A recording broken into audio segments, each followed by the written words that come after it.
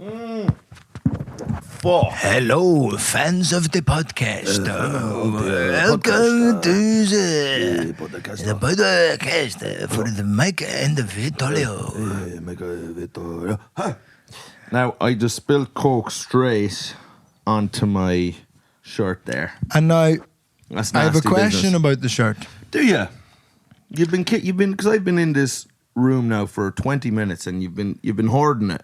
You've been reneging the question. It's a nice colour. It is, I know, yeah. It's a nice colour for the listener. It's like a gay blue. Yes. Yeah, it's turquoise, is it? No, I wouldn't say that's turquoise. There's not greeny enough to be turquoise. I think it's probably like a It makes my eyes pop. aquamarine. Huh? Aquamarine. I'll go with that. I don't know. It's bright. It's summery. Yes. Is it unironed? Yes. Well, Is it I a was bit going to say, shambolic did you iron it with a calculator? No, I didn't iron it. And do you know what? I've gotten into ironing from you. It's very peaceful. It's very peaceful. It's very soothing. I was just in a hurry this morning and I said that the vibrant colours of the shirt will make up for the general shambolicness of it. And it's fresh. Well, I think it's quite like a linen-y shirt. It's linen-y. They are. There's different rules for linen shirts. It's kind of okay to be unironed with a linen shirt. I think they're a wrinkly shirt. Do you know what I mean? Yeah, on some. I don't like them to be wrinkly, but I think you can get away with it. Yeah, I think I thought it would be a nice little treat for the people who bother to watch the podcast, who actually give a shit about our well-being, About the aesthetics of the whole thing. That's right. We're like fucking Spielberg and Scorsese. I mean, The I've effort we dressed put in quite I've done very colour coordinated. I'm very brown today. Well, I think you're a browny beigey man. Although yesterday you had your little 50-year-old mother who's addicted to painkillers kind of fleece on. Do you know what I mean? Soccer mom kind of garb. Oh yeah, Which is nice. yeah. I like it. I'd love to be a mum who's addicted to painkillers. You look like you might have a great pair of tits under it. That's the top you were wearing yesterday. It's always the allure of the baggy fleece on a woman is she might have a cracking set of pair tits. of crackers on her. So I remember Demi Moore wearing it a bit in the 90s in a couple of movies, and I knew she had a cracking pair of tits under it. So that probably created a lot of connections in the minds. Speaking of cracking pairs of tits, my uncle told me a funny thing recently where there was a woman he used to know who everybody called her doorbell because she'd no knockers. Jesus Christ. I mean, that's good.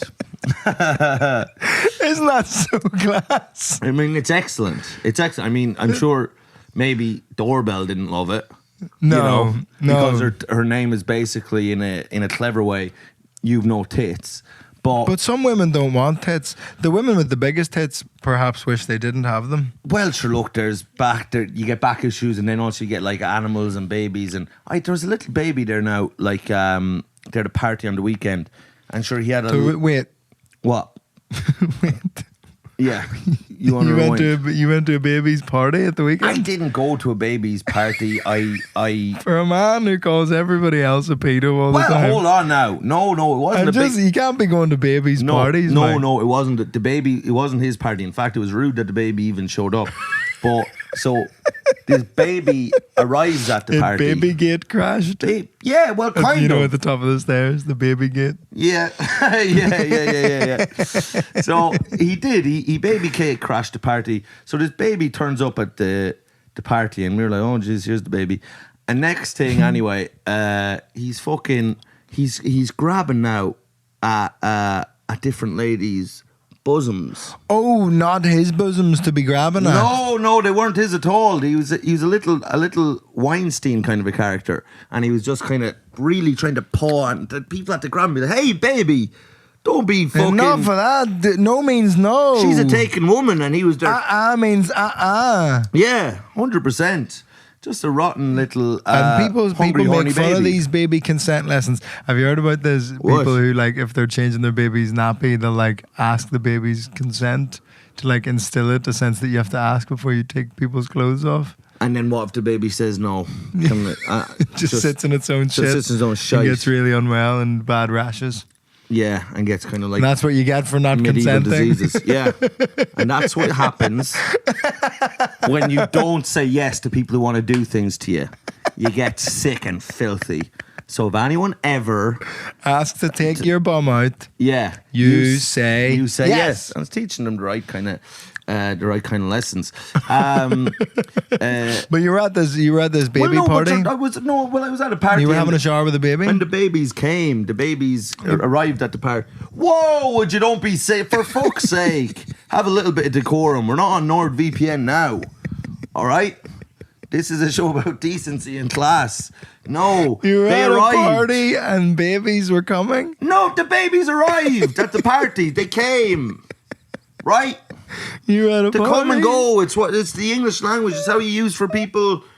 You know. You were at a baby cum party? No, I wasn't at a baby cum party. I refused to go to those. I've absolutely declined those invitations time after time. No, Jeffrey, I won't be attending. I certainly won't. I write back. That could be any number of Jeffreys. Absolutely. Dahmer, Weinstein, no, Epstein. But no, I wrote back a big letter as to why I will not be attending the baby cum party because it's far too far away. And with deepest regrets, I'd love to be there. I'd love to be there. Blah blah blah. I was just telling you, I was getting a coffee there on the way here. And then the fella behind the counter was like, and he was just like, I'd love to call you a pedo, but I won't do that now. And I says, all right, yeah, you listen to the podcast, is it? He's like, yeah, I do, yeah. And then he still charged me for the coffee. I didn't like that now. I thought surely he'll give it to me for free as a nod. You gotta be giving the boys free coffees. If you work in any service industry or in any capacity like that, and you're serving one of us, give us this stuff. Give the boys a free. The boys are thirsty. The boys need caffeine. The boys are hungry. The boys can't access the Patreon money. Now, that's right. We can't afford these coffees. These coffees. We are going to get. We can't afford a coffee. The coffee is expensive, guys. We can't. I can't be fucking out for coffee every day. You want me to pay for every day? Every day, it never stops. I don't have the money. I'm gonna go on the street. I gotta get my slice, please. Yeah, so they do. They gotta give it to us. I mean, we are going to get them. I didn't I give you fucking details about a month ago about the Patreon? Yeah, and I told you how to sign up on the HMRC thing. Oh, so we're waiting on me still? I know we're not. Are we? I didn't know that. Is that really what's going on? Yeah, technically we've set up a partnership in the eyes of the law and the king for like tax stuff. We're technically married. Well, no, technically I've set up a partnership with no one because you haven't accepted to be part of the partnership. I didn't know about that last part now. You didn't tell me about this yet. You just asked for the details. I gave them to you and I didn't hear any more about it. That's the truth. So we're waiting, but I didn't know. You did not tell me that. You're telling me now, and you're making me look like a fool in front of everyone. And that's my fault that we don't have the money. And then we can't move to Tijuana with our money. Where is Tijuana, Mexico? Yeah. It's right on the border, is it? Yeah. Tijuana. Yeah. Up, up. Yeah, Tijuana is down there. And I think, there's a lot of, I think, whores. Yeah. I think that's where lots of prostitutes are. Well, listen, they're everywhere. Do you know what I mean? They get around. They're kind of a ubiquitous delight of the world. Are the sex workers, you pig. Whores. Hear him. God, this man. Our mothers are women. You pig. I come from a long line of women. You do? Oh, let me ask you this now. You big fucking idiot. We didn't finish this though. What? The baby cum party. There was no more. The baby thing, that was just about the baby. The tits. Grabbing at the tits like a little pervert. Here's a question that my ex-girlfriend laughed at me for querying, where we had a mutual friend at the time who was similar to, she could have also been called Doorbell, as in that she didn't have knockers. Quite flat-chested, and that's okay. But flat-chested, I would have to say now, is lovely. I mean, I think it's slightly rude to be flat-chested, but that's just my opinion. Well, it's a little bit like you could have given us something and you withheld it. You're keeping your tits close to your chest. It's tight. You're keeping your tits close to your chest. Yeah, it's tight. It's prudish. miserly. Yeah. It's a lack of generosity and lack of kindness, but that's fine. It's 2024. You're allowed to. Ebenezer Scrooge. That's right. Oh yeah, because you would call tits jebs. Jebs. Yeah. All right. Big jebs. I like that. Yeah. Jebs. Jeb. Like I'd like to, if like a girl What have with we big got? boobs came in, I'd just, and all of us just, I'm sure she'd love that. ah, yeah. But Make her comfortable and safe. What names do we? We have breasts, boobs, Yeah. boobies, Yeah. tits, That's right. titties, That's right. jabs, Yeah. knockers, That's right. tatas, Yeah. Milkers. milkers, Yeah. Mommy milkers is a big thing on big the internet now. bambinos. Big bam. Well, now we're just getting into improvisation. fun I bags. think big fat fun bags. Maybe. Yeah. Sandbags of the sky. Sandbags of the sky. Yes. The balls of the chest. Yes. Rhythmic rolly flesh cushions. If you think of any more names for boobs that we've missed out, please do. What's your preferred when you're referring to, and in different contexts, of course, if you're out and about in public, Yes. I mean, you're probably not talking about them that much. What would be your go-to? Would you say like boobs? Look at the bazingas on that one. Look at the juicy bazingas on that one. And I scream, and then everyone is just like, Jesus Christ. I'm like, ah. Yeah. Well, we are getting into summer dress season, and it's Yeah. exciting. Hey, let me ask you this now. It is exciting, and but you know what? It's too But much. it just makes me really like. I'm not like. Even you get horny, do you? I'm not. No, but it's not that. I'm just like, isn't it so great that all these ladies look so good? Oh yes. Well, I think it's like it's whatever the thing is that makes you happy. Your head, is it? This happiness doesn't come from the knees, right? Isn't it? Yeah. So your head make you happy. Head. But so if you're around, the same thing if it's sunny outside. So people in like places with nicer climates are just happier because of the vitamin Boosts D, morale. and they go outside and things are nice. And sure, by Jesus, why wouldn't you be? And same thing is if you're going around, say now in Barcelona, or you're going around in Madrid, or even in LA or something, and sure, you're walking down the street, and by Jesus, you've only walked 10 meters and you've seen every aspect of the human body, whether it's a man, if you were a gay man. Who say, and now you're seeing Or a straight woman. And you see a straight woman, and you see the big pecs, broad shoulders, the calves, the juicy calves of a hiker, a Californian hiker. Hikist, now yeah. you've seen them, you see the bulge of a Brazilian tap dancer. You're walking down. There's a communist named Frank. Who's lost his underwear and he's scrambling around. You're seeing his arse, but it's hot, so you see you see everything. You see everyone's bits, yeah. And that's fun, and it lights up your brain, and life seems funner, and it's, instead of going around in one of the fucking shit weather Catholic country where Everyone's in a coat. all you're Everyone's seeing is zipped up. buttons. Everyone's zipped up to there. Buttons and zips. Yeah, there's too much buttons and zips. Just and you even know underneath the buttons too and much zips. haberdashery. That's right. And then when the weather is nice, like in Australian places, sure, people do a lot of work on their bodies. Do you know? The physique, because They have it's to. coming out. They have their hoop out fucking 365 days a year. You better have that hoop well polished. Tight as be Jesus. I think the government should potentially fund like summer dresses and like grey sweatpants just to improve morale. Grey sweatpants. That's what ladies like men in, I think. That's like the go-to meme of like ladies like men in basketball shorts and grey sweatpants, because then they can see the dick vein. The outline of that, would that give now a lady now lift?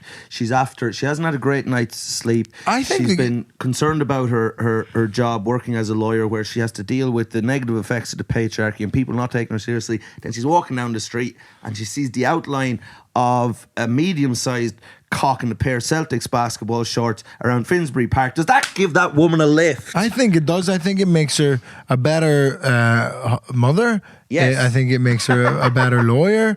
And I think it makes her a more well-rounded person. Yes. Right. And then maybe if she could show everyone then how well-rounded she is, you know what I mean? Then everybody else gets a lift. That's right. And then everyone's giving everyone a lift. Why can't everyone be in a Why state can't of everyone get their tits out? but not their they're not showing their your dick tits, Willie, but like showing everyone your little bits, and everyone has a little bit of a look, and life is just more compelling to the eye for everyone. It's all a bit more Children fun. aren't allowed to leave the house. Yes. They're not involved. You stay at the baby cum parties. Pedo's not welcome to this idea. Pedos are not invited to this idea. Yeah, I think pedos aren't invited to most ideas other than like Catholicism and stuff. I know there's going to be someone now going to be fucking rabbiting on at us now, just being like some fucking Belfast feminist from the 70s who's going to be giving us shit. And One of the Binlin ladies. I'm just thinking of one specific lady that has this shop that was going nuts about us when we were talking about the tits being cognizant. And she was like, this was sick now. Because she was like, yeah, women do not call them tits. And then like a girl straight underneath was like, yeah, I call mine tits. And then your one was like, no! I was speaking on behalf of my whole community and you have refuted me. You have ruined my We're comment. not doing another episode. No. I will get evicted if we do another episode of Ian Paisley impressions. No more Paisley. But lad, tell me this. You were at, you went to see a play last night. I went to see a play last night. And were the eyes dry? No. No, you cried. Yeah. No, it was great. No. It was a brilliant play. Was it? Brilliant play. Oh, Jesus. It was called The Hills of California by Jez Butterworth. Jez Butterworth, who also famously wrote Jerusalem. You seen that? Oh, be Jesus, I did. Oh, when he does that. Yes, because Thingy was in it. Ed Keir was in it. That's right. Yeah. And the greatest theatre actor that's ever lived, apparently, Mark Rylance. So good. Was he in this one as well? No, but he was so good. Rylance is very good. Because I saw that production of Jerusalem as well. Did you? Yeah. Should have blow your cock off. Oh my God. Unbelievable. The headstand into the bathtub is unreal. Yeah. At one point, for the people who are listening, it's like this old like fella who's called Rooster, and he has this weird posture the whole way through the play. He's a traveller, isn't he? Yeah, that's the vibe. Like kind of a West Country English traveller guy. And at the very start of the play, or towards the start of it, instead of like showering, he just does like, puts his hands either side of this outdoor bath tub, like a tin bathtub, and just does like a handstand press up. Yeah. Dunks his head into the water and comes back up. And it's just like, Mark Rylance is 70. Yeah. What the fuck? Yeah, lad. It's crazy. I was sitting right front row, so like I was right. Oh my God, you're in the splash zone. The very front row, so I could feel the grass and the clay and everything. And I'm not the biggest fan of plays generally. It's not in. Actually, do you know what? That's maybe an unfair comment. I haven't seen that many, but The problem is most plays are shit. most plays are shit. But I've seen some great ones. The class ones are so like it's so visceral. It's like it can access levels that I think watching a film like can't, because it's so like right there. For you, I think you have a problem with films, but I do think I agree that plays are at their best Enthralling, thrilling, invigorating. Oh, they'll have your life affirming. They'll have your heart in. And the end of that when he's playing the drum.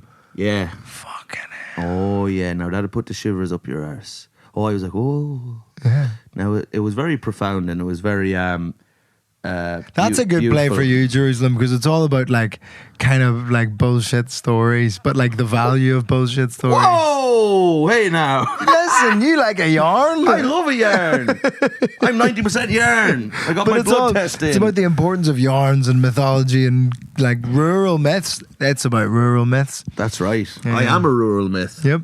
That's right.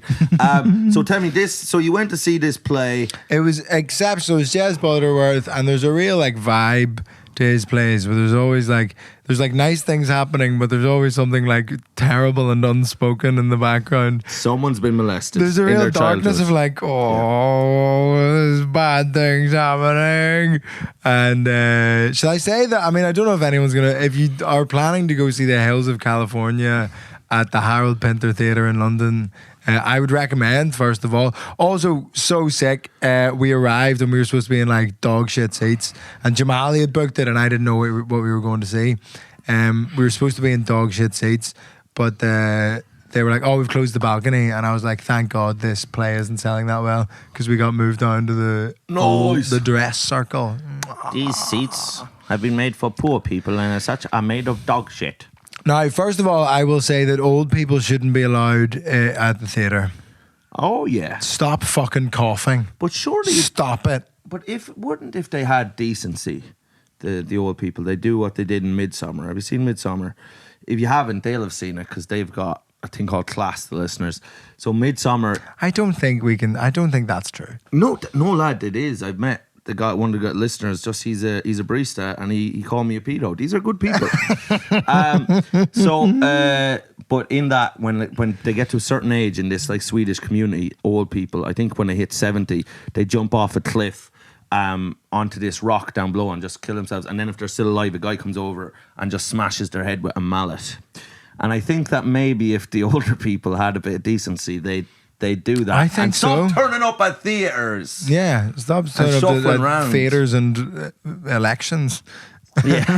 I think those are the two things you can focus on. The coughing is crazy. A constant stream of coughs the whole way through. Right. It was absolutely just like, how are you supposed to... Like, putting the coffin dodger. Yeah, it was just absolutely crazy. And they also don't know how to fuck. They're there before the thing, like with their phone torch on, like reading their program with the phone torch, and you just know that they don't know how to turn the phone torch off, even though they've known it. And then cuts to blackout at the start of the show, and there's just like 12 phone torches on in the room, just illuminating old people panicking, going, "Oh, I don't know how to turn it off." They're just like people from like the 1800s with lanterns. You know what I mean? It's like, who goes there? It's just like, just read the program after the show's happening. Yeah, very frustrating. But so it's about this family, and the whole stage is on a revolve, and it was all very cool. So the stage is moving around. No, it just spins. So you have it's like the waltzers. It's set in this old shit hotel. And they have like the public parlor where there's like the bar area and little tables and stuff. And then on the other side of that wall is the kitchen where they live, where the family like live. And the public aren't. So it's like those kind of two halves of the play. There's a few scenes there, a few scenes there, a few scenes there, a few scenes there. And we've seen the difference between how people act in public and then how people act in their home life. And is there a difference there? No, that's not at all what the play's about. Fuck. I thought I'd nailed it there. But it's about these... the mom has like they're very like kind of poor. They run this like dilapidated old hotel called Sea View Luxury Guest House and Spa.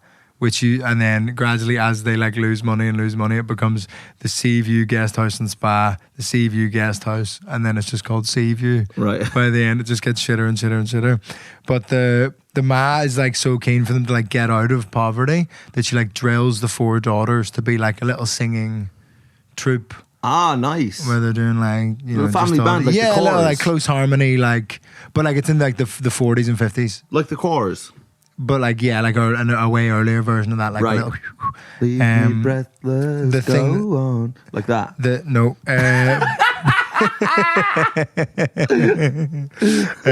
They're based on the Andrews sisters, who I hadn't really heard of, but they were like in the 30s and 40s. I don't think so, actually. Mary I kind Poppins, of assumed Sound it of was, Music. But I apparently she was like, wasn't she like smoking when she was like a child? Julie Andrews. Or is that somebody? No, that's Judy Garland I'm thinking of. No, Garland was on the smack when she was about 13. She was like fucking... She was like Keith Richards in the 70s. She's been over the rainbow. Oh, lad. She's been through all spectrums of the sky, earth and sea. There's no place like home. Yeah. Fuck me. Straight after The Wizard of Oz, she was fucking down in some opium den. Just, nice. She's now singing If I Only Had a Brain. Ooh, we're the rainbow. Lions and tigers and bears. Oh my. R.I.P. Judy G. Yeah. Good woman. So they're so they're little women, and then it cuts. So actually, the play opens in the future. Well, like the 70s, but where they're all like middle aged, and it's 3 of the sisters, and the mum is like dying upstairs. That's like from the get go, the mum is dying upstairs, and they're waiting on this one sister to arrive back from America, and it's like, oh, she'll arrive in her stretch limo on a helicopter, blah blah blah blah blah. But then they spin back to the past when they're all doing their little show. Show gets cancelled. It's so clear that the mum is so like, we gotta get out of this. We want them at the Palladium. They think they're gonna be so good, and then basically they get put in touch with this really powerful like American agent guy who comes around and watches them perform and goes, my pedo senses are tingling. He watches them perform and he decides that only one of them is any good. Right. And only one of them has a star quality. The eldest one, who is 15. Yeah. And then she's the good one. He's saying. Yeah, she's the one who can sing the best and whatever. Right. And then she goes, and it had been hinted before that the mum was kind of like using her body to do favors to get ahead because they didn't have money. So the mother was shagging around a bit, like a la Forrest Gump's mother. Yeah, very similar vibe to that. And then the old like agent guy from America goes like, Was he a horny man? acoustic. Well, the acoustic in this kitchen's terrible, and the 15-year-old goes, oh, there's a good acoustic in one of the bedrooms upstairs, which is where she'd overheard her mum talking about taking one of the people to do the Forrest Gump's mum-esque thing. And it was all this thing of like, the mum's like, oh no, I can show you the room up there. And the agent guy's like, but you're not the talent. Oh! So old agent man and 15-year-old go up to the bedroom, and the mum is like stood in the kitchen, having just let her daughter go upstairs with a horrible agent man. And then... Agent now, not Asian. Not Asian, no. Right. Because they're all lovely. They're not who's running the music business. Oh! Nice! Kanye. Shout out to Kanye. It was a Jewish doctor. Yeah. And yeah, so just like horrible stuff. And then she comes back eventually when the mum's dying, and then But she's not in a limo, is she? she's not. She's like had a fucked up time in America and been sold a dream at an album that didn't sell very well. Right. And it was all bad, and she like delivers pizzas over there now. Fuck, I knew it. And she came back. And then I won't do the kind of big twist ending, but yeah. And when you were crying. Yeah, just horrible. Oh, was Jamali Malik's beside you? Yeah. I remember, and was she crying? No, So Jamal. she's a bit emotionally detached. Is that what's going on? No, I wouldn't say so. She would cry about like real stuff more, whereas I'm a big like fiction crier. Me too. You know, I'm not crying about anything that actually happens to me in real life.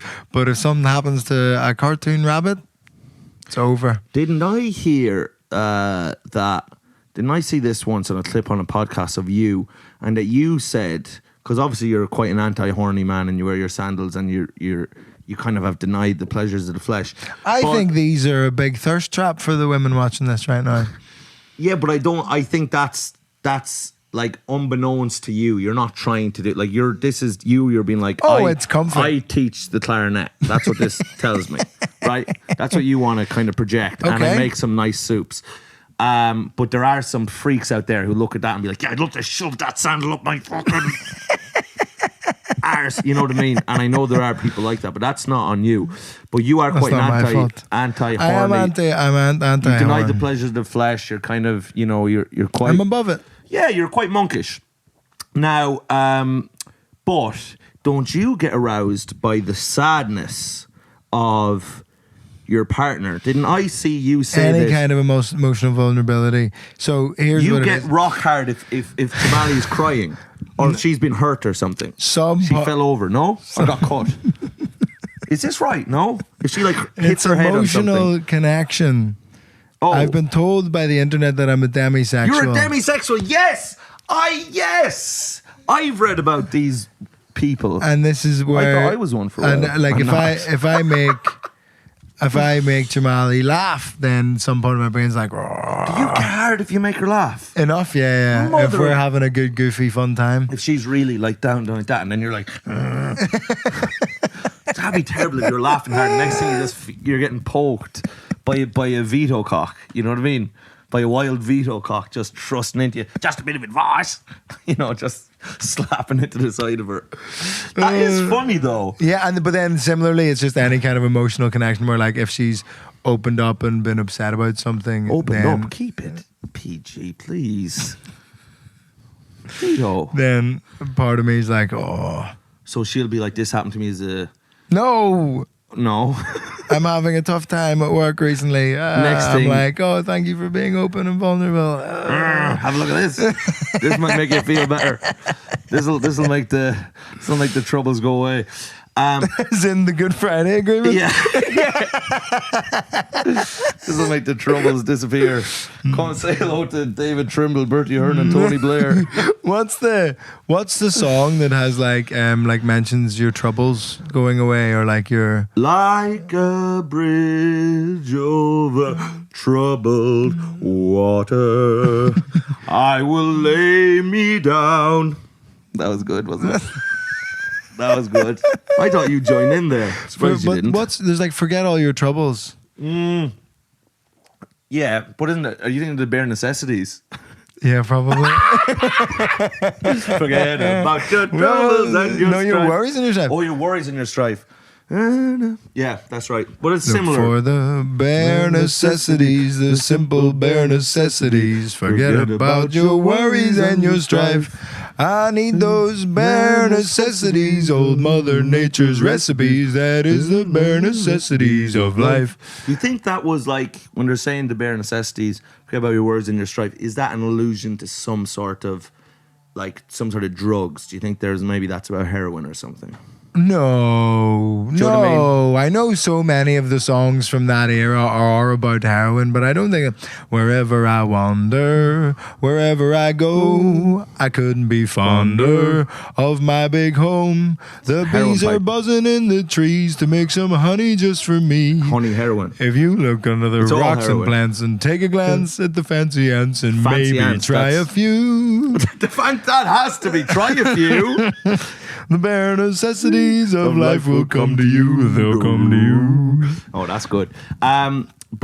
So that's very interesting. So then you're not going to be attracted to the the lady on the street with the I'm not horned up by that. You're not? I just think it's a pleasant sight. Right. So you're just aesthetic, like, that's quite well put together. The way it flows, the way Yes. it grips the hips. It's nice. Right, you're like an art critic. Yeah. In the real world. Yeah, and that doesn't mean I'm objectifying them. No, not. I think it technically does, but I don't. I would like to disavow that. Yeah, but you're not. Okay, so you can Would only. you rather be sexualized or objectified? You've got two choices: Ye pick. Let's hear. sexualization, objectification. You can write in just a bit of advice. Write it in. Let's do that, because I want to start a new segment on the podcast, and then we'll do the ad read as well. A new segment on the podcast where we normally podcasts say write in and we'll give you advice on your problems. And if you want to do that, that's also fine. Number one, we would like it on a voice note. I think that's always more fun, and it has to be. But what we want is you to give us advice in the style of that strange Australian man called Sam who sent us just a bit of advice. He's a good man. Sam, just a bit of advice. He has a wife and kids. He's not a psychopath. psycho. He couldn't be. He's got a wife and two kids. Wife and just kids, a bit of advice. which famously- Stop being such a fucking pussy. Just a bit of advice. Send us your advice on a voice note in your best Australian accent, I Nice. think, on anything that comes up in the podcast. And also you can ask us advice. I'm sure that can be part of it if you're looking for just a bit of advice. And I just want to see if we can do a segment. Yeah, I'd that'd be fun. impressed if we can. We're shit at any kind of Historically- cohesion to this podcast Yeah, whatsoever. historically speaking, if we're to go by the past, it'll be a disaster, but we'll try it. But we'll give it a go, We'll and give we it a need go. your help to send in the voice Your notes. country is looking for you. Just send it in. 'Cause what Sam did is just put us both in a group on Instagram, and that seemed to work quite well. He sent in a little video. Ask not what you can do for your podcast. Ask what your podcast can do for you. That's the opposite of. I know, yeah, I got it wrong. But look, you can't. You take swings sometimes. You can't go back. It can't We're always in, be right. Always moving on. Instant forgiveness. Let me ask you this. episode. Oh, are we doing an ad read now? Yeah, it's time. Who's this now? This episode is brought to you by Guess Who's Back, baby. Oh! Manscaped. Manscaped have returned. Tail between their taint. And we're glad to Their have them shaved back. taint. We're glad to have them back. Yeah. And I love a Manscaped ad read because they give me a goddamn script. Right. Fellas, Right. blink if you haven't. And ladies, did we say? This is I can print off the one for the ladies. And gender neutrals. And old people. But also, Old genderless. but women can do this as prunes. well. because it's about Father's Day. Father's Day Your is coming up. father has a hairy Father's Day. pair of balls on him, and you say, Jesus Christ, you're in your Speedos, and I can see the hair coming out like two wild wild Arabian bushes, and you say, good God, I don't want my father to look like this. The kind of I love him. The kind of like scripted comedy moments in these ad reads are terrible. Fellas, blink if you haven't purchased a Father's Day gift yet. Yeah, we thought so. Oh, you dumb little shit. You loveless husks of men. Today's episode is brought to you by Manscaped, the leaders in below-the-waist grooming. Maybe your pops has had a bush since the 70s, and that's okay. Cocoa Pops of these... Black? Yeah, exactly. Our friends at Manscaped have crafted the total package for his special day. Whether it's for the boys downstairs, his beard, or even the best pair of underwear out there, Manscaped has his bases covered. Head over to manscaped.com and get 20% off plus free shipping with code, and this is new, parenting20. Yes. Code parenting20. And I don't know what this next sentence means, but we're going to say it. From daddy to zaddy. From daddy to zaddy. Trust Manscaped. First he was a daddy, he was your father, and now he's a zaddy, which is some form of extraterrestrial weirdo that lives in trees, but he's hairless, and he can slide around like a sort of a what's a hairless animal? Like a kind of a dolphin of the tree. Yeah. A tree dolphin. A tree dolphin. A zaddy. Your father has historically been indoors watching football games, eating too many sausages. Now he's shaved all his hair. He's up in the tree, gyrating hairlessly against the trees. Have you ever seen that Adam Sandler bit about the only time his dad shaved his beard once every 10 years? Right. Daddy shaved his beard today. Yeah. Mustache and sideburns went away. And then he comes out and he's Daddy's lips are way too small, doesn't have a chin at all. Daddy made a big mistake. Yeah. It's the only time he saw his dad vulnerable. Yeah. It'll roll back. It was itchy. Yeah. When he comes out, itchy for 10 years. He's just looking down like that with his new face, just like, it'll grow back. But nice. Do you think your dad would benefit from trimming things? Yeah, I think my father. I've never seen your dad or met your dad, but in my mind, he has extremely long eyebrows. My father has thick eyebrows. He has nose hair, ear hair. He's got, and you can do all of this. You can do all of this with Manscaped. I have to assume his bum's hairy. The other side too. Do you know what? And my father has been kind of a down trodden kind of a cloud of a man for a long time. He's the kind of a human equivalent of fog. But what we could do is we shave all the hair off. Now he's sleek. He can move around. He can cover himself in butter and fit between small, spaces. And be a zaddy. This all-in-one kit comes with a beard hedger, Manscaped's most advanced beard trimmer, as well as shampoo, conditioner, oil, and balm for his beard. It also comes with a brush. You can also use the oil doubly. As a lubricant. It also comes with a brush. Pleasure yourself or your father. Brush, comb, and scissors so that he can style his beard and mustache like the true gentleman he is. Yes. What else is on here?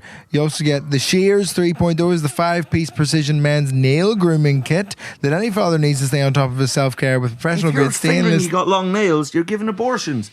What you need to do, you're scooping out the feet. If your nails are too long, and we're Catholics and we're anti that. We're anti, aren't we? We're pro-life. Cut your nails. Cut your father's nails, okay? If anything, do it for your mother's sake. If your father likes to tickle you in a completely homely way, right? Some fathers like to tickle. Get 20%. Did you never get tickled? Get 20% off. With long nails, it can be quite sore. Cut your father's nails. Get 20% off and free shipping with the code parenting20 at manscaped.com. That's 20% off with free shipping at manscaped.com. And use the code parenting20. Do you want to do the last sentence? Which one? Never forget 9/11. Where you, as George Bush said, never forget where you came from. If you know what I mean. Oh, that's what he means. Is your father's balls. Your father's saggy long balls, saggy long, soon to be in the ground balls. Sorry, that was too morbid. If you know what I mean. Father's Day from Manscaped. Hurrah! Another successful ad read. I think that one was good. Listen, I think that one is going to have people in queuing up to have their father They'll be flying off the shelves. to be hairless, buttered up. But it helps support creatures. us, and it helps support Manscaped, who support us as well. That's Thank right. you. Oh, now what we're going to talk about, because this is in the zeitgeist, and if we're nothing, we have nothing if we're not if we don't have our fingers on the pulse. Baby-Reindeer. Baby motherfucking reindeer. Fucking reindeer. Have you watched all of it? Baby, yes, I have. No. No, no. No, what a show. Yeah, yeah. What a fucking, like, it's one of those ones where you go like, it shows that you can just shine if something's really fucking good. Like Netflix hadn't pushed it. Do you know what I mean? Like it wasn't like on their upcoming, you know, it wasn't like being really heavily advertised as this is the next big thing that's coming out soon. You know, when That's they try right. and like shove something down your throat a bit. Yeah. But it's just completely taken off and is like the number one show in the world. But it's so it's so like complex and heavy and horrible and great Yeah. So, for something to be so popular but so like and good. Sometimes have so much depth to it. sometimes occasionally you got with Breaking Bad and you get it with I think Fleabag's excellent and things like that are like it's both massive and properly Massive and good. brilliant and Yeah. complex and you know the right. I would say that about me. I'm massive physically and brilliant. You as in you're a big man, I'm so big. but do you not think that your bigness now, if you're going to be sitting beside me on a couch all the time, you're going to be dwarfed and look like a little. But I think I like a little come spineless across. squid of a I man. think I come across bigger than you. In what way would you think Just that like is? just size. Even right now, I'm massive. I'm towering Yeah, over you. but I'm you live just- in my shadow. You live in my shadow. I mean, not career-wise, but like, but I would say that like I think the fact that I don't feel the need to sit up so straight to try and be tall or whatever. I'm literally. If I makes me sat up look straight, bigger. lad, this is what I am. I'm literally like leaning Tower of I Pisa. think you don't understand how short my legs are, and if got a we little- both sit up straight, I think we're the same height. You're a little If we both sit up straight, I think we're the same height. because you've got little Shetland pony legs. Yep. Let's see now. I know I'm still bigger. Am I? Surely. There's You just got a few stray hairs that are kind of making a fucking run for you. That we're are the like, same height sat down. Huh? I'm taller than you sat down. Yeah, but you've got little fucking dwarf legs. So I'm so big. no, you've got a weirdly long Thorax. torso. Yeah, or whatever. But let's be honest. Look at these big fucking beautiful Gaelic agricultural legs that can, You got gay legs. huh? You got Gaelic. You got gay legs. Well, they are actually quite. I would believe that the homosexual community would Your be. legs are so skinny and pathetic. They're not, lad. You are fat. You're really self-conscious about me sitting up straight for I don't the like first it now. time on the podcast. Get back down. Get back in your slumping. slump. I don't like this now. This is so strange. This is very strange. We're right at the top of the frame. Yeah. Yeah. No, I don't like that. You get back down there now. I don't. That feels very uncomfortable. Feels quite threatening. Do you know what I mean? Because I'm so tall and massive, like Baby-Reindeer. But what I say about Baby-Reindeer, and I would say this about. I remember seeing the movie Triangle of Sadness last year, and I remember the first time I saw Fleabag, and there's a number of shows. Within 2 minutes, you know it's great. It's just immediately, whatever it is, the tone, the writing, the acting, you realize you're seeing a very, like, clever artist at work with your man Richard Gadd. Like, it's just instantly so compelling Yeah. because you feel it's fucking true immediately. Yeah. Do you know what I mean? There's just a feeling. I think that's a feeling that I get often when it's, and I think it's when it's something or someone, the creator, has performed in front of a live audience lots of times because they know what audiences are. They know what how the public experience arts. They've been like right there, and they can feel what's gripping, what isn't gripping, what's connecting with them. That Fleabag was a stage show. Baby-Reindeer was a stage show. That's right. Like all these, they know exactly how all these beats come across the audience members. Was a musical. You know what? A Bronx Tale was a stage show. Yeah.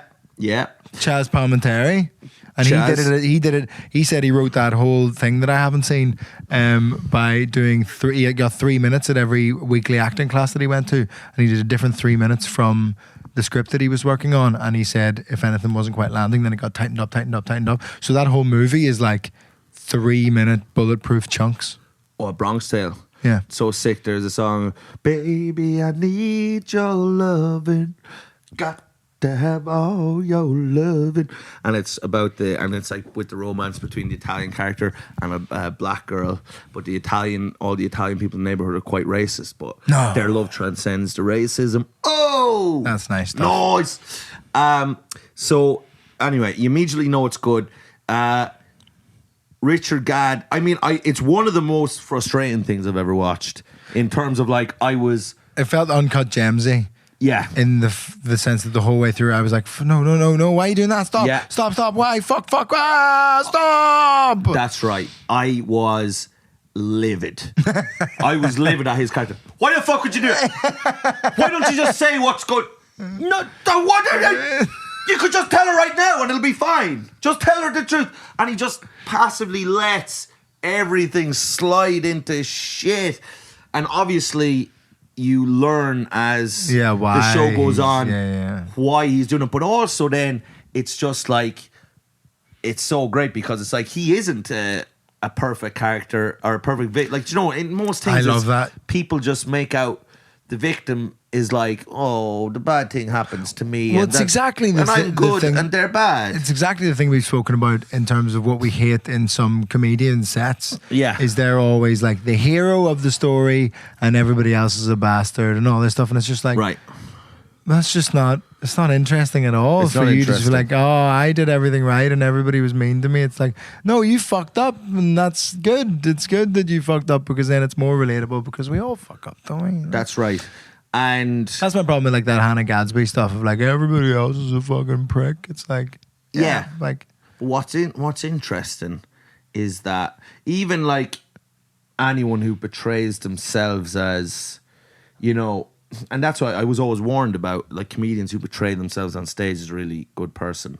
He's like, you know, they're usually like fucking, you know, they've got, you know, a lot of undocumented immigrants locked in their basement and stuff. Do you know what I mean? It's an odd thing to like, it's propaganda at that stage, I think. Yeah. It's personality propaganda. Yeah. Whereas what's actually interesting is like, you know, be a good person in real life, but on stage to examine actually the darkness within, the selfishness, your narcissism, your insecurities, your this, that and the other. You're kind of... I was talking to my therapist, Drew. I'm back with Drew. Oh, okay. Yeah. Oh. What? So it's just, I mean, 60 episodes and we're back to Drew. We're back into Drew land. Back in Drew land. Me and my boy Drew. But a boy named Drew. That's a play on A Boy Named Sue, Johnny Cash song. I like Johnny Cash. Yeah, he's a good lad. But you know in that song, A Boy Named Sue, is like his dad named him Sue so that he'd have to get in so many fights when he was younger for being slagged about. Dad would make him a tough man. Yeah. And then at the end of the song, he fights his father. Anyway, whatever. But and then he shaved his father's balls with Manscaped. Oh, nice. Anyway, but Drew was telling me, like, he was like, I was talking to him about my relationship and different things, and he was like, yeah, but he's like, you're an artist. He said, I don't like that word really, but I was like, well, I'm kind of, I'd be doing comedy now. I'm not fucking, painting pictures of bowls of fruit. I'm not a real artist. And then, but he was like, but your people... Isn't it so funny that painting pictures of bananas is more respected as an art form than what we do? As it should be. It's an actual talent. You're talking shite over holes. We're catalyzing the human experience into searing comedy. No. They're painting fruit. We're saying come a lot. You're saying Camelot. I'm saying Camelot. And there should be like maybe a remake of like the film Camelot, but with Camelot starring me. It's almost certainly already happened. Any pun Surely, yeah. on like that could be like porn has already happened. I remember I thought I was really funny for coming up with A Tale of Two Titties. Yeah. But it already exists as a porn. Right. Yeah, and there has to be some with Camelot, and then like it's like Merlin's sword. Or do you know that sword? Is it Arthur's sword? Sword in the Stone, yeah. And surely there's a cock in the Yeah, stone. King Arthur. Yeah. Yeah, or the stone is like a tumble dryer and the woman is stuck there. Oh yeah, they are the funniest porns. Is women getting stuck in there's things. nothing in a tumble dryer that you can get stuck in. Yeah, it's true. And there's no part of it you can get stuck in. If these these movies were real, it would be just like there would have to be like you'd have to literally have a training day for anyone that gets a tumble dryer. If a woman sincerely gets stuck in a tumble dryer, she has desperately severe special needs, and you should not be fucking her. That's right. It's so true. Yeah, she's brain damaged. Yeah, like it's true. She's forgotten how to reverse. A lot of them get stuck under the bed as well. That's it. Again, that's another thing. There's nothing to get stuck there. And really, what's mad about a lot of these porns, or the women get stuck in things, and then just a fella comes in, usually their stepson, and I suppose he just rapes them. Really, is what happens. I suppose that is what the porn is, which is insane, because it's very widespread, popular porn. Now, they don't say that. They act like the stuck woman, this is what she's been hoping for all along. I guess implicitly we know that they aren't stuck and therefore they are consenting. Oh, in real life, yeah. The actors. No, but I think even within the characters in the story, we know that they're not stuck. They're just pretending to be stuck to get bummed. So the characters are pretending to be stuck. So they can get bummed by a child. Under the bed so that a can child get bummed by a they child. can get bummed by a child. Which, of course, it's like or art imitating life. Listen, both characters there have flaws, and that's why it's compelling. That's right. Back to Baby-Reindeer. Speaking of bumming. Yeah. So, speaking of it, Jesus, this is probably the most famous bumming in television history. It's up there. It is. It's up there with Brokeback, isn't it? I just thought about actually that recently. This is a very side point. One of maybe my favorite. Very side point. My favorite type of film. Wait, you said a very side point. That doesn't. Well, you don't have to, catch me on the semantics. Everyone knows what I mean when I say a very side point. What? So if I just said, but what I'm saying is it's very side. What? If I just said a side point, it wouldn't have covered it. This is very side. Which means I'm going to come straight back to the main point. Talking the touchline. My favourite type of film and the saddest type of film, I think, is to me, or is just like kind of forbidden gay love films. Repressed gay fellas? You know what I mean? And who are struggling with their own identity and their own gayness. That's right. And then but not just fellas, like Blue is the Warmest Colour, French lesbian film, is the greatest, is one of my favourite films of all time. But there's these forbidden French lesbos, and it's just incredible.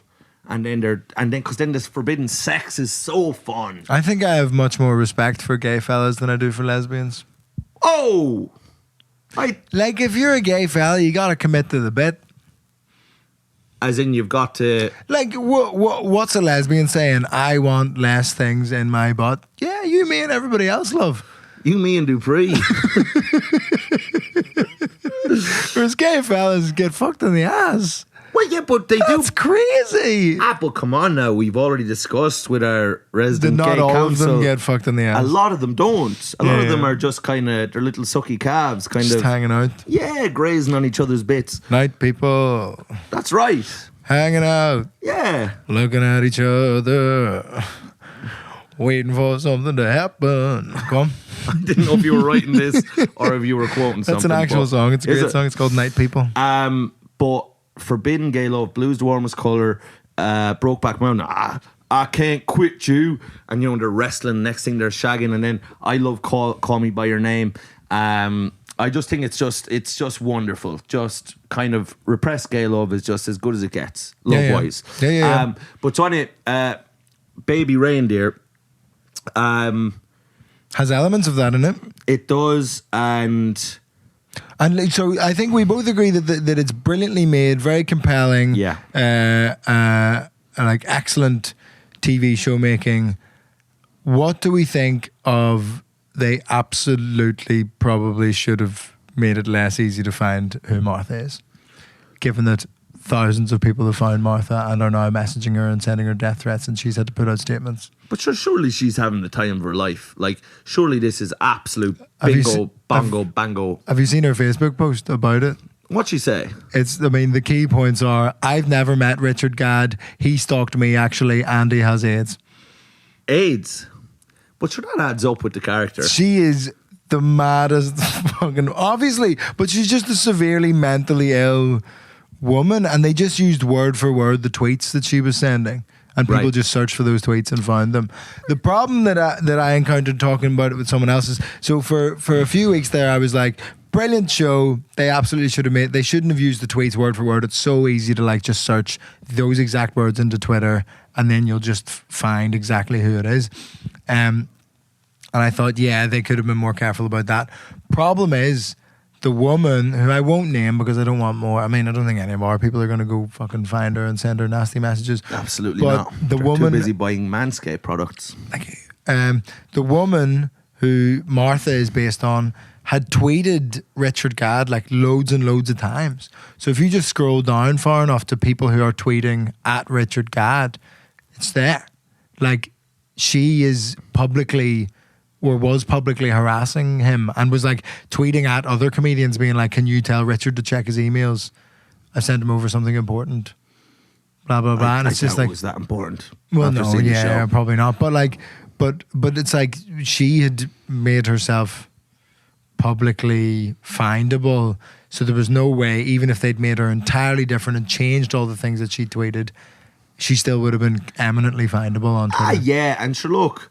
You know what? If you're going to aggressively stalk someone in the entertainment industry who is a creative, these are the problems that come along with that type of behaviour. Yeah, but And you're a violent stalker who's assaulted people and, you're mentally ill. Okay, fair enough. That's kind of the message of the show, is that she is a victim on some level as well. Sure. Listen, she's as mad as a bag of cats. Do you know what I mean? Yeah. She's as cracked as a builder's arsehole.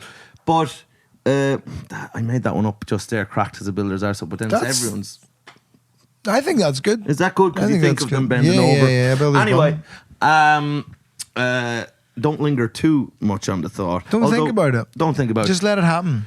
But, so, my thing is, it's like, well, what's he getting from this whole thing? He's been stalked there viciously. Obviously, he was an imperfect stalker. He was leading it on. He was wanking about her. And he was... Anyone who hasn't seen Baby-Reindeer, do you know what? These are spoiler alerts, so, do you know...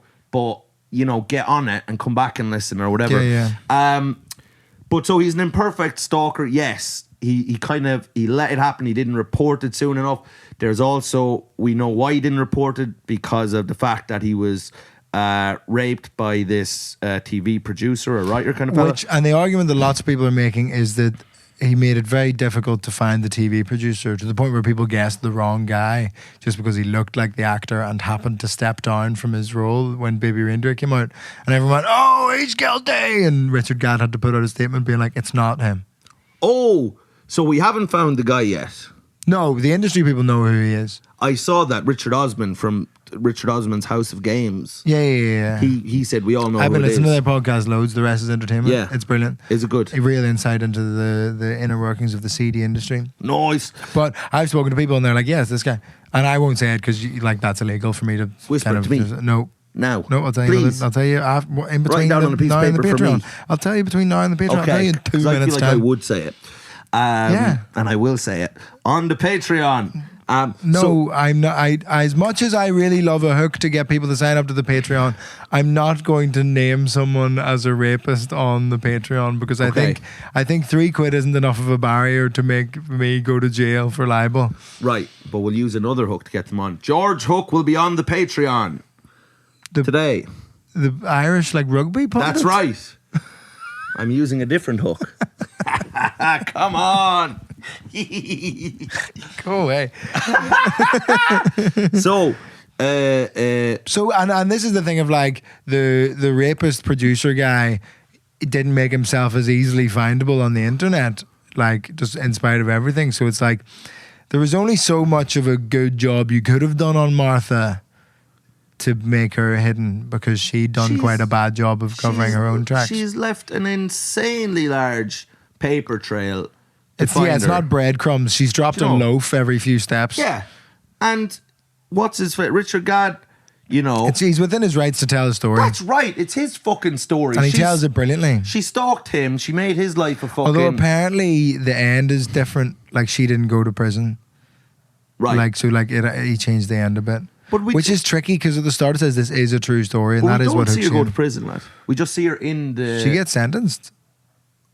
Did she get sentenced to jail time? I think so, yeah. I don't think so in the film or in the show. Maybe I'll go back and watch it. But I've just heard people say that part isn't accurate to what actually happened. Right.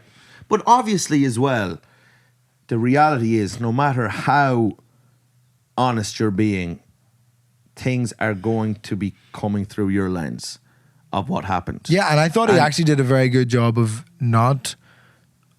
presenting his own foibles and his own... He did. There's missteps. There's no doubt. And at times, he is displayed as an extremely frustrating and weak character. Yeah. And quite unflattering. And I mean, this will tell you about, and maybe my own toxic masculinity, if that's what it is. But I remember when Liam Whittle, a friend of ours, told me about Richard Gadd and the show. I hadn't seen it, and he's like, he gets raped in the bum, and I said, Jesus, I was like, oh God, I wouldn't tell anyone that if that happened.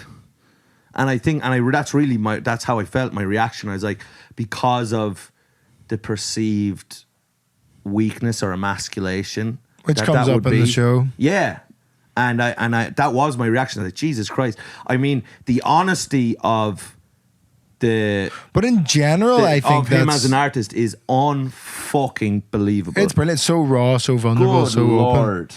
Yeah. But I would say generally, like, you're not a person, and it's just entirely preference, and I don't think you have to talk about on any level bad things that happen to you on stage or in whatever art you do. Like, you're not someone who talks about the worst things that have happened to you, no matter what the worst thing that happened to you is, Well, actually, if you were to look at my show, that's not true. Because I actually do talk about impotence, being on antidepressants, therapy, and stuff like that. I just do it in such a way that I'm never asking the audience to in any way feel sorry for me. I'm just doing it in a way that's, normalizing it in my mind. So that's just funny. Yes, I do think there's a lot of the conversations around, like, when people do an entire show about destigmatizing mental health, and like they talk for the whole time about having anxiety or whatever. It's like, well, that didn't do much to destigmatize it, did it? Because now everyone thinks it's like so wildly interesting and strange that it's worth talking about for an hour. That's just right. Talk about it as if you would talk about anything else and just do jokes about it. So that is what I do. So I actually do talk about the darkness in my own life and depression and stuff like that, but I just don't do it in a way that's like, this is actually really hard. And I think it's actually, for people watching, it's like, oh yeah, it isn't that big a deal. We can just laugh about it. Do you know what I mean? No, I think that's that good. helps. It's more cathartic than just like opening up a wound every night on stage. Yeah, and it's because it's a stand-up comedy show. So it's like the whole idea is to make the darkness funny. Yeah. Yeah, so that's, so I am really deep. And interesting. And You're basically Richard Gadd. I am bloody Gadd. I know, maybe I could do it being like, but I just don't, there will be a time maybe I will do like, a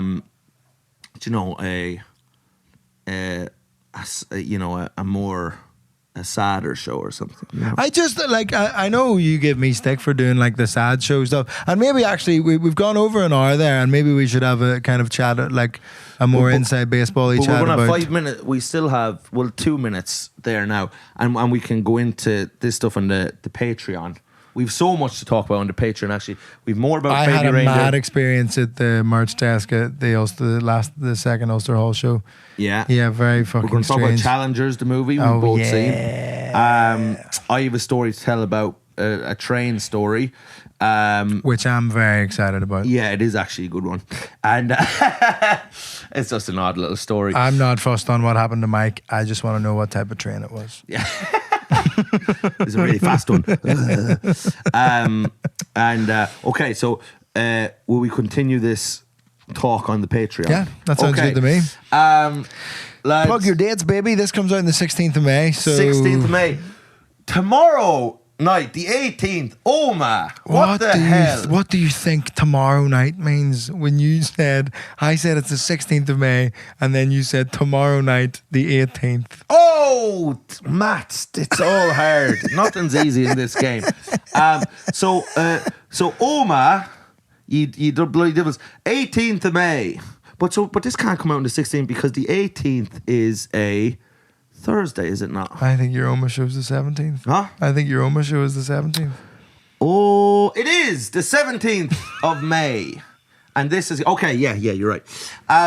Oh, Jesus. So, Oma, get some tickets there. If you haven't already, I think it's but Northern Ireland has been, there's loads of tickets for Oma.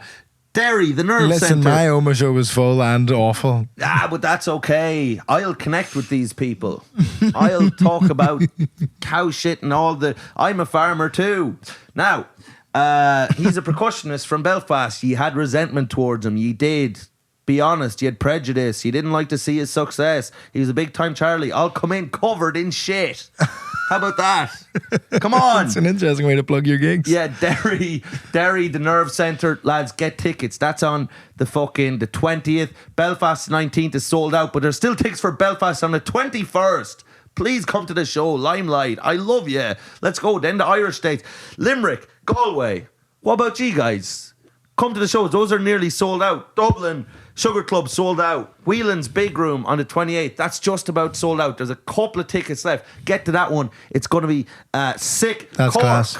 Friday the 31st. The 1st of June show on Saturday is sold out. The 31st, there is still tickets. Get them, Cork. Friday, it's an early show, 7. You come straight from work. You pop a little fucking, Valium. Pint. You've been a bit anxious. You go to the show. You sit in the back and I call you pedo. Come on. Then, what are the other... What else am I doing? Do I have anything else to do? Clonakilty in Cork. You guys as well. The Barras. The Barras. What a great room. Come by. Come to the show. I love you. Tell your mother I love her too. That's it. I'm done. Okay. Tomorrow, the 17th, I will be in Rome doing I'll be in Barcelona. Tonight, on the 16th, I'll be in Rome, and it hasn't sold well. I've not been embraced by my own people. And I've got your buddy opening. Filippo. He's hilarious. Really He's funny great. guy. So, hopefully those have sold better. It's a really small room. It would be embarrassing for it not to have sold very much at all.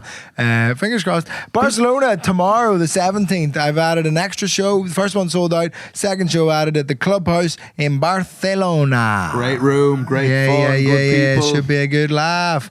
And then anything else coming up? The Edinburgh Fringe. We're both doing the Edinburgh Fringe. Just type in our names to the Edinburgh Fringe ticketing website. Edinburgh Fringe, 5:45, Beehive. I'm doing a tickets. fun crowd work show that'll be a real laugh. I think I'm going to try and teach myself how to DJ while people are coming in. that'd So be I sick. improvise the pre-show playlist as well as the show every day. Joe, I'll tell you teach you how to do it right now. You press on and then you press the song. You're a DJ. No, but I want to beat match and I want to mix the songs together seamlessly. I've just been listening to a podcast about how that started. It was the start of disco in 1970s New York. It was all very to do with the gay Grandmaster scene. Flash. Huh? Grandmaster Flash. No. No, I said a gay fella. But it's disco originated. That all originated really from the gay scene. Yeah, in but New then York. disco, those vinyls developed into hip hop because they did the Get Down. Yeah. Lads, we love you. Patreon. Patreon.com We'll continue. /parenting. Get the Manscaped stuff. Look after yourself. Bye. Bye.